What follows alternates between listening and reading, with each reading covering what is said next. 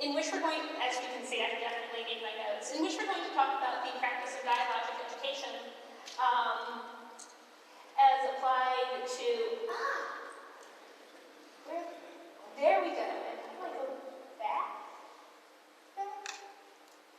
There we go. How do we use developers on all levels. As we've just gotten a demonstration of, it is very difficult sometimes to work with technology, and there are often places where no matter how experienced a speaker you are, you need to lean on other people for help. And so we're going to talk about that in a more development context right now. And I do want to talk a little bit about why I am giving this talk today specifically.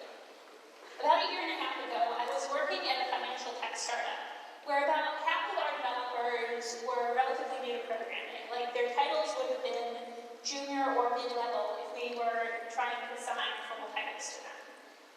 And a lot of people hear this and say, oh God, that sounds like a zoo. Isn't there like enough adults in the room or whatever? But in fact, that organization outcompeted another startup that had about twice our staffing and funding levels to win a contract with one of the largest banks in America. Now, if I were an arrogant jerk, I would credit all of this to my wonderful contributions as this startup's principal architect. But this is a RailsConf for being self-aware and honest. DHH really kicked things off that way. And so no, my job as architect was not at all about having the brilliant ideas. It was rather about making sure that everyone else's brilliant ideas fit together into a coherent piece of software. And let me assure you that these brilliant ideas came from developers at all levels. Now, a few months ago, I was getting dinner with some folks who I worked with at that startup. After we had 2 years, one of these developers got himself in kind of a sappy mood. He started talking about how he was really happy to have worked with me. He said that I had never once made him feel like he was worth less, merely because he knew less. And this compliment felt really awesome at the time. But then the beard wore off. And I started to get mad. Because my friend had said this, like it was something that made me special. And when you think about that, that meant that a lot of other people had been jerks to him. As a profession, we are shit at helping other developers get better.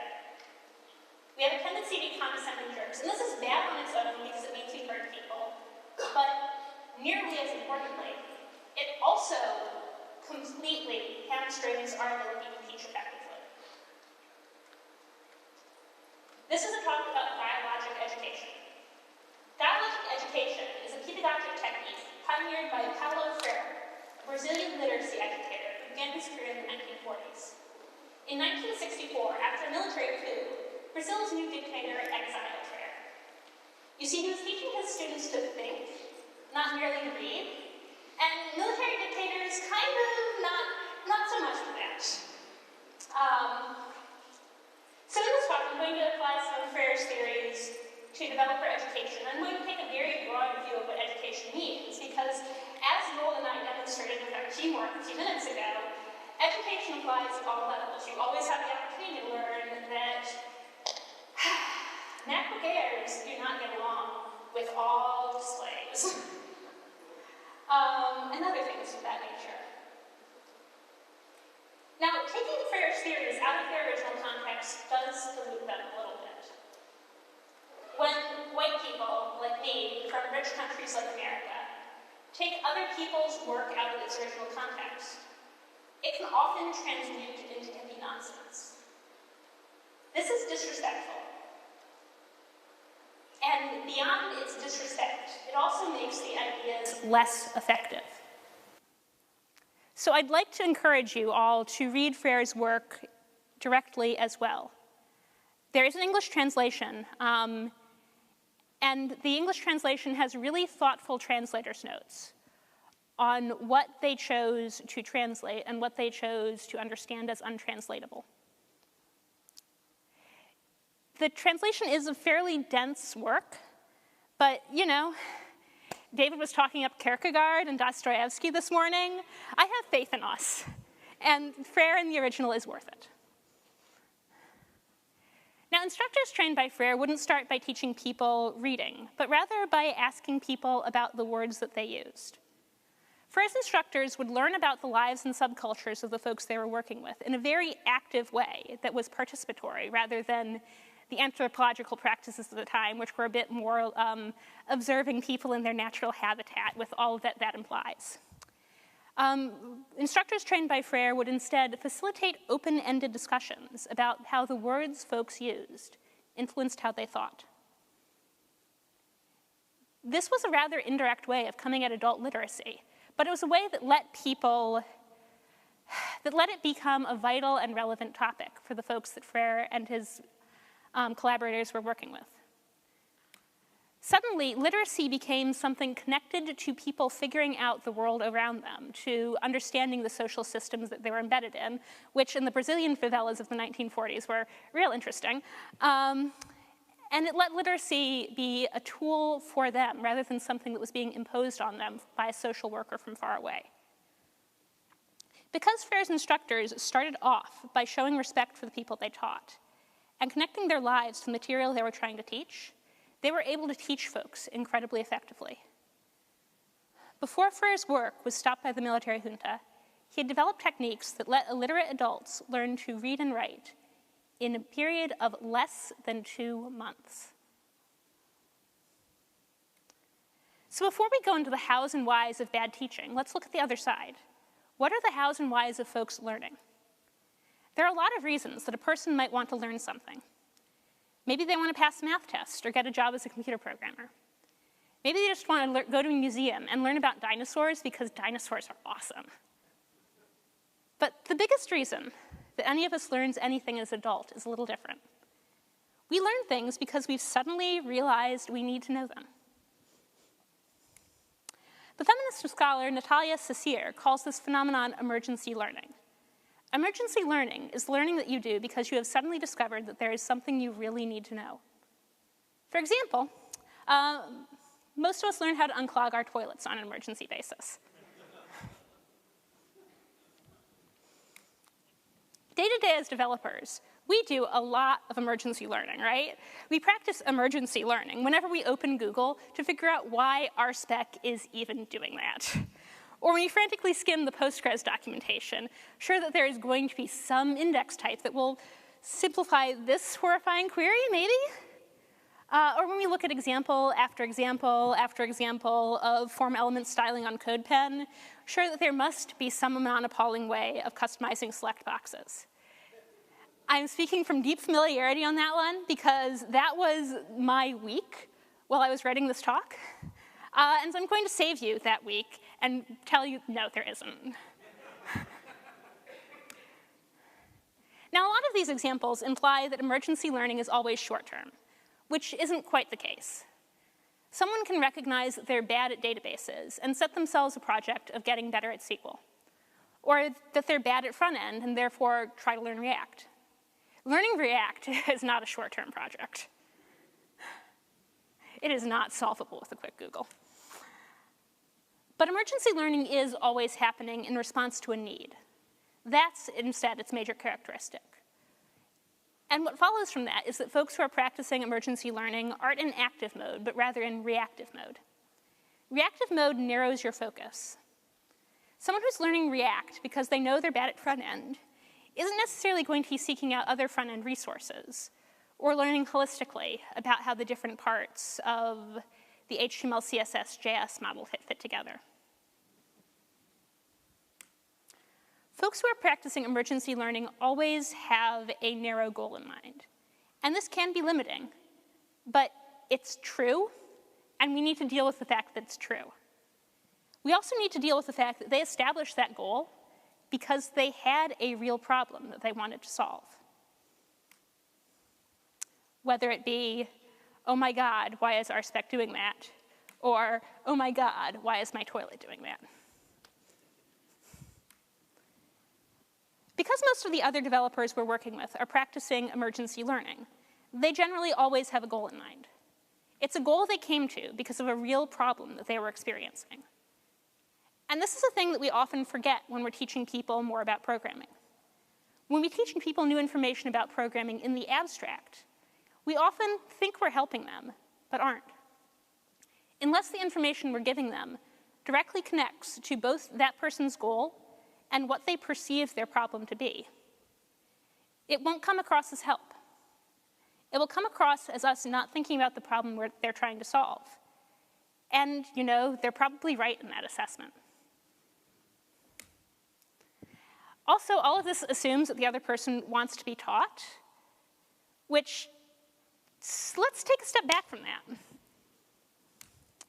Many of you may know of Avdi Grimm. He's the Ruby Tapas guy. There's a story Avdi tells a lot about this one time he was at Ruby DCamp. Now, the first day of DCamp is always a code retreat. In a day-long code retreat, you do 6 pairing sessions. Each pairing session has a different pairing partner, but they're all in the same problem. Usually, DCamp does Game of Life. Now, during this one pairing session, Avdi guessed that his partner was junior to him, because after all, he's the Ruby Tapas dude. Now, a big part of Game of Life is figuring out whether a cell in a grid is the neighbor of another cell in that same grid. Avdi has a standard solution for that part of the problem. When he and his pair got to neighbor detection, his pairing partner started frowning at the screen. She started deleting and retyping the same function a few times. And so Avdi offered to tell her his standard solution. His partner said, okay, but let me get the test passing with this version first, okay? So Avdi took that at face value and started sketching out his normal solution on a piece of paper. And then about 5 minutes later, he looked up. And there was an elegant solution on the screen that he had never seen before.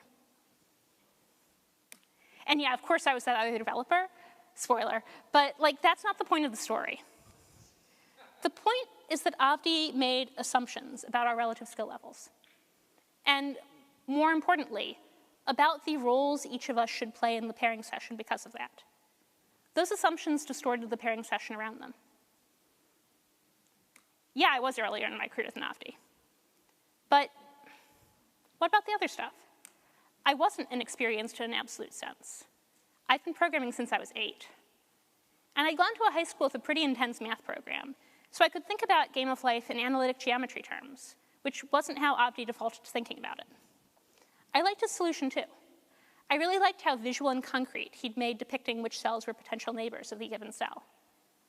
We each had things we could learn from each other. This is always the case. Their knowledge isn't a binary spectrum, and the ability to apply that knowledge really isn't a binary spectrum. When we have the humility to recognize gaps in our own skills, we become more able to learn from the folks around us, regardless of their background or experience level. Even if you've been programming for 2 decades and they've only been programming for 2 months, there's always going to be something that you can learn. For the rest of the talk, we're going to look more concretely at what this means when we're working with other developers, regardless of their skill level. We're going to make 2 kind of arbitrary divisions to do so. We're going to divide working with earlier career developers versus working with people who are roughly our peers, and teaching new people new things versus encouraging them to adopt better practices. We're going to start with teaching new things to early career developers. Now, this sounds straightforward, right?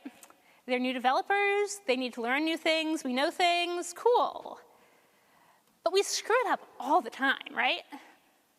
We center our own goals. We go into teacher mode rather than collaborating with people. We stop listening to our pair. We start asking them lots of condescending leading questions and pretending it's Socratic teaching. We get frustrated and grab their keyboard from them. Or we know that we're not supposed to grab the keyboard, and so instead we get really passive-aggressive and take that frustration out on them in sneaky ways.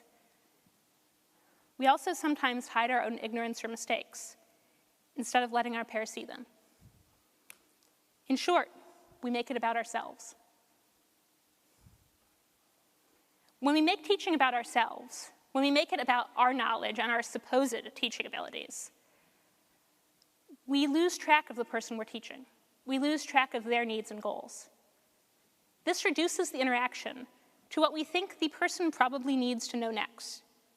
It prevents us from addressing their short-term reactive goals, and it prevents us from actually helping us reach our mutual long-term goal of letting them become better developers. If all we were doing when teaching was telling people how to make mock objects in RSpec, this would matter less. But that's what the docs are for. What we're always trying to do is helping new developers learn to better think in computer. We can only do that if we look at them as their own person with their own goals. Their own person who maybe doesn't computer as well as we do yet, but who is not worth less, who is not worth the respect of hearing their ideas merely because they temporarily know less.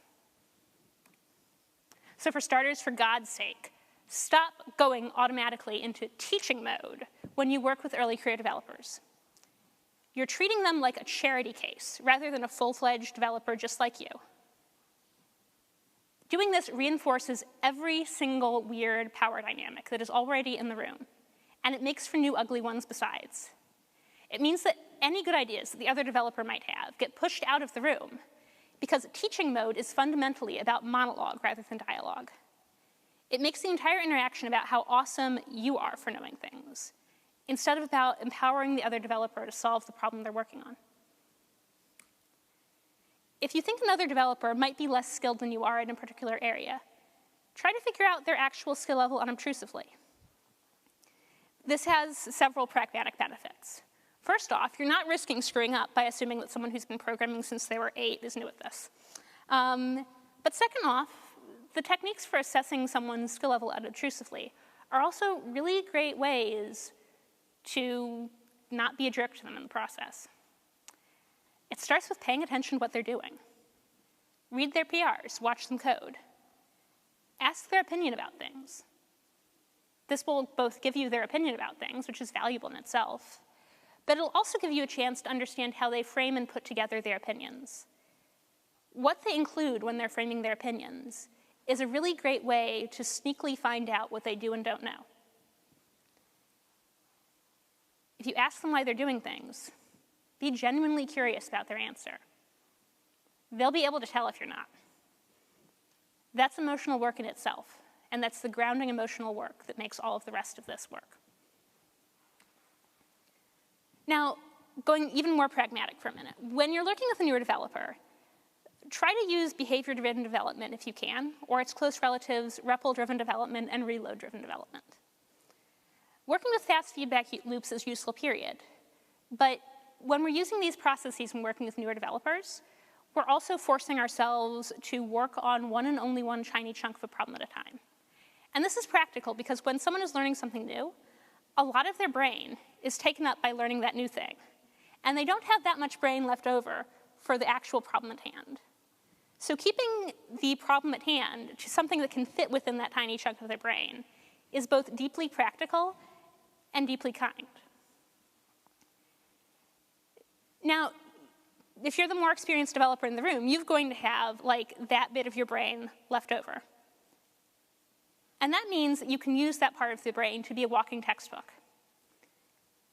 When if you turn yourself into a textbook who is answering their questions, this forces you to be in a place where the fact that you know more about development becomes something that's about you assisting them in finding a solution, rather than imposing a solution on them. In a lot of ways, it's the mental trick that happens when you take your own keyboard away, but in a way that's a little bit less susceptible to frustration and the passive aggression that stems from that. Now, at points, your pair is going to get stuck. This is not going to happen because they're new to programming. This is going to happen because all developers, especially relatively senior ones, sometimes underestimate large chunks of work as small ones. Now, when this happens, the best way for you to help people out is to help them refine their next step into a small enough problem that you can go back to this idea of small chunks that they're tackling with you as a reference. When you do want to steer your pair in a particular direction, try to make sure that you own what you're saying as your own opinion or perspective, rather than treating it as the word of God. Some magic words here include, here's how I usually do this, or I've had bad experiences with this particular technology, so can we try to time box how long we spend on this option? You should also be careful to acknowledge your mistakes and ask your pair's active help in getting out of these problems. That last point is so important that it gets a whole nother slide. Early career developers often feel a lack of confidence because they think that perfect code springs forth from more experienced developers' skulls. This delusion is flattering, but you should nonetheless take every opportunity to smash it that you can. You are going to make mistakes. These mistakes will confuse people. By default, they will blame themselves for their confusion, not you. Letting them blame themselves is cruel. Letting them blame themselves will also make them worse developers in the long term. It'll teach them to likewise hide their mistakes and the places they're confused. It'll teach them that that's how to be a senior developer. So run at that problem really aggressively. Call out literally every typo you make. Yeah, everyone. And I know that you're a crap typist when you're pairing, everyone is, but everyone. When you switch directions on a problem, say, we are switching directions because I was wrong, very specifically. Or say, we just learned a thing about the problem space. We should respond to that thing by switching directions. Or really anything that says, yes, this is different. You are recognizing this is different because it is different, not because I know magic things that you don't know yet. Finally, before we wrap up teaching earlier career developers things, let's talk about the one circumstance in which it is okay to go into teacher mode. Sometimes you may see your pair partner struggling against the limits of their knowledge. They'll be trying to figure out how to do something in a way that makes it clear that they know kind of what they want to do, but they don't quite know how to get there. One of the big flags for this that I look for is if they start messing with the same few lines of code in a circular way. Are they deleting and retyping? Do they keep on going, I'm going to move this here. No, I didn't like that. Wait, I'm going to move it back. This gets even more apparent if they're also complaining at the same time about how ugly what they're working on is. That's also a huge tell. Maybe they are complaining about a lot of helper methods, and they don't quite realize there's an object in there struggling to get out. Maybe they're grumbling about the kind of code repetition that extracting a higher order function would fix. In these cases, it is okay to go into teaching mode, but get permission first. This doesn't need to be a huge deal. One of my go-to phrases here is, can I show you a trick? And the reason this works is that you're very directly using your knowledge in service of their ideas and their goals. This helps diffuse the weird power dynamics of teacher mode, and it keeps you from getting detached from what your pair is looking to do. Now, sometimes when you're working with an early career developer, they're going to express discomfort with the technique you're using because they're not familiar with it. Here is a really tempting place to go into teacher mode because you think you're helping them out. You're not. Remember, your goal when you're pairing with someone or otherwise working with them is not actually to create beautiful code. It's not even to teach them. The goal is to create code that both of you can maintain. And your pair is a much better authority than you are on what they do and don't feel comfortable maintaining. If this means the code that you produce together is a bit repetitive, or if there's messy places that you personally would want to fix, deal with it. It can be frustrating, but as the more experienced person in the room, you have a greater ability to adapt to different code styles, and so you should use it. The most important thing to teach a newer developer is never the material itself. It is judgment about technical things and the confidence to trust that judgment. The only ways to build that judgment and confidence are by presenting your opinions as opinions, acknowledging your mistakes, and actively working with the feedback that the developer you're collaborating with gives you. Now, you can't learn how to persuade your peers to do things you think are better until you've learned to teach them new things in a way that's respectful and unthreatening. And so that's what we're going to focus on next. Ultimately, teaching is teaching and developers are developers. So the same techniques that served you well when teaching newer developers will mostly serve you well when you're teaching your peers. There are some differences, though, and so I'm going to go into those and some other points to be aware of after I take a drink of water.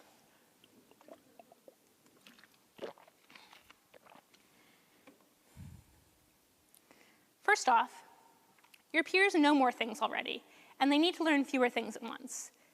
This sounds facile. It's really not. It means that they have more room in their heads to take much bigger steps, and so it changes the size of the problems you're working on, and it even changes the order. It also means that things are going to kind of stop and start. Your pair is going to have a different set of feelings about working on the parts of the problem that involve technologies they're familiar with, and the parts of the problem that involve things that they don't know yet. Their comfort zone is going to have a lot more impact on what you work on when than what you might think the logical order for the problem is. Working with a peer developer also gives you a lot more chances to be a jerk by assuming that they don't know something that they do know, merely because what they do know is a much larger set of things. So how much have you worked with X is a good question to ask a lot. Never assume that they don't know something, even if they seem unfamiliar. Especially, frankly, if they're someone who looks like me. I've gotten that a lot. Now, developers who have been working in the industry for a while have usually picked up some habits and opinions along the way. They're going to be evaluating anything new in the context of the things they already know. They're going to be judging new things in the context of what they already know. And sometimes, because of this, they're going to jump to conclusions, including negative ones. This is always really obvious to see from the outside, and you should never tell them this. Instead, ask them about their conclusions. What they say will tell you a lot about what they care about in code and what their goals for learning this new thing, despite the conclusion they've jumped to, actually are.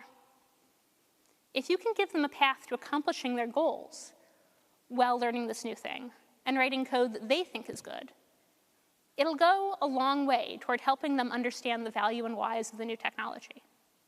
In the process, they are almost certainly going to write code that you think is ugly and unidiomatic. You should also deal with this. Team occurs compromise. Another thing to remember about working with more experienced developers to teach them new things is that working with the unfamiliar can be deeply scary, especially to experienced developers. Experienced developers are used to understanding the computer, and all of a sudden, they don't anymore. They've been, and this goes extra if their new thing requires them to change their approach or technique. If your pair is used to TDDing in Ruby, and all of a sudden they need to learn something like CSS that is not amenable to test automation, then they're being denied their coping mechanisms for dealing with how awful computers are. This is something that it's best to be actively empathetic about. And so try to adapt as much as you can to practices that work for that person. If possible, take breaks from working on the new thing to give them a chance to be back in their comfort zone, just for a little bit. If your pair feels safe learning the new thing, then they're much less likely to judge it prematurely and much more likely to actually learn it. Finally, if your pair is being really cranky, ask, what if you're wrong? What if the things that you value about this new technology or this new approach are really cool, but not actually relevant to the problem at hand? What if there are trade-offs to the new approach that you hadn't realized, but that are obvious to the other developer precisely because they're confused? Now, sometimes you want to shift your teammates to trying out a new practice, more so than teaching the new technology. Maybe you want to try out a new API design strategy, start using a new pattern in your Rails code base. Maybe something as simple as implementing automated code style checks. The exact techniques and technologies don't matter to the process of getting buy-in. What does matter is being cheerful, respectful, and unthreatening while you try to educate your teammates about the benefits of a new approach. Learn this new thing because it's better is actually a much bigger ask than learn this new thing, because it contains a judgment within it. Because it's a bigger ask, you need to do a lot more to demonstrate respect, establish that you want to learn as well as teach, and generally make the interaction safe for the person taught. Remember, knowledge is not a binary spectrum. Your peers have a different set of skills than you do, and every chance you have to level them up on things that are in your comfort zone is a chance for them to help you through an area you know less well. My business partner, Jennifer, too, has this great framework for understanding where communication breaks down. When communication breaks down, it can be because someone misunderstood you, because they disagree with you, or because even though they agree with you, they aren't willing to do the thing that you want them to do. Jennifer goes into this in a lot more depth in her talk, Humans Aren't APIs and Your Request is 400 Denied. This was recorded at RubyConf LA. Now, where this comes in terms of persuading someone to use something you think is best practice, is that when you're doing this, it can be really easy to think that someone has misunderstood you about the value of the practice or the practice itself, when in fact they understood you perfectly well and they think you're full of it. It is really easy to double down on explaining the exciting thing in these circumstances, and it is a terrible idea. Maybe they've tried the approach that you're trying before, and they hated it. This doesn't necessarily mean that they are wrong and you are right, nor does it mean the opposite. It doesn't even mean necessarily that you should back off. But it does mean that you need to listen very actively to the concerns that they express. It does not mean that you should respond to these concerns directly. It is also really tempting when they express these concerns, when they say, I tried RuboCop and I hated dealing with all of those nitty-gritty things every PR, to say, oh, but there's ignore files, and so there's a way to fix that, right? Like, these specifics, again, don't matter as much as the conversational pattern. Instead of having a quick answer for every objection they voice, try working with them to implement a solution that addresses these concerns. If you sit there and act as a reference on that practice or technology, while they work through how to make its ideas work in their context, then that solution is going to address those concerns way more effectively than you arguing with them ever could. It'll also be a solution that they have a lot more investment in implementing. So you get kind of buy-in for free when you're using that technique. Understands, agrees, willing. Ideally, you get all three. And if you don't, if they disagree or are unwilling, you should listen for their reasons. Okay, so home stretch, right? Let's tackle the secrets of encouraging early career developers to use better practices than they're currently using. The secret to teaching newer developers better practices is giving them the exact same space and respect that you would give a more experienced developer. Yeah, you sometimes need to give them more of the pieces of the puzzle before they understand. They're not going to have an ingrained sense of the context in which the solution is arising. But the most important thing to teach a newer developer is never the material itself. Instead, it is technical judgment and the confidence to trust their technical judgment. You need to trust their technical judgment if you want to help teach them confidence in it. You need to trust that if they're not persuaded of the superiority of your method, it's because it's not actually superior, at least not for them, at least not at that moment. Maybe it's too advanced for where they are at the time. Maybe it's just, once again, that they're right and you're wrong.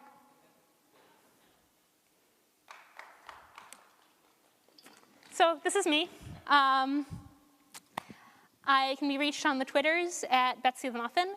You can also go to my company's website, wecohere.com, or follow that on Twitter at wecohere, and sign up for our newsletter on TinyLetter.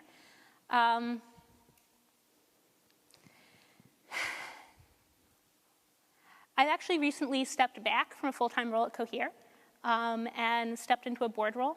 So if you want to hire me full-time, then we can also have that conversation.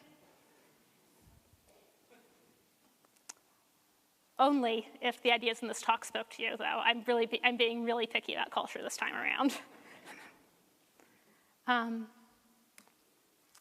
Cohere also sells courses. And we did a course with Avdi, who, in spite of me tweaking him a bit earlier in this talk, is actually a great friend of mine. And so we did a course called Mastering the Object-Oriented Mindset in Ruby that really addresses how to take object-oriented concepts and apply them within a Rails context, which, as we all know, is sometimes a bit difficult. And so you should check that out. Cohere's also released the course Debugging Downtime on its own, in which we look at a real-world problem one of our clients was having with downtime and kind of expose how we solved it. And there's a course that's in pre-order that's also an Avdi and me thing called Untangling Asynchronous JavaScript. You may be asking yourself, but wait, after a talk about how important dialogue is in education, why is Betsy shilling course material where she lectures you? The answer is I don't. All of these courses are oriented around the idea of pairing videos, in which we look at problems organically, and in which there's an opportunity for both people in the room to actively disagree with each other, an open space for dialogue, an open space for you to disagree with us. This is really important to me. It's also really hard to sell, which is part of why I'm taking a step back from Cohere. I'm kind of going into that personal point because of a lot of the things that David was talking about this morning in the keynote. I think it's really important in the work we do to keep in a place where we believe in it. And right now I think that going full-time is the way I take that step. But this stuff is still valuable. And I can produce better quality stuff if I let it not be something I'm obsessing about every second. So in other words, pre-order asynchronous JavaScript. It's going to be great when it does come out. Anyway, thank you for your time.